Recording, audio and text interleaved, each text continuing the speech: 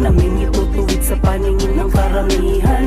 Ipaglalaban sa mga mapangkapi, taas noong isisigaw kami ang tao gamapi. Baluktot na pananaw sa aming kapatiran, naming itutuwid sa paningin ng karamihan. Ipaglalaban sa mga mapangkapi, taas noong isisigaw kami ang tao gamapi.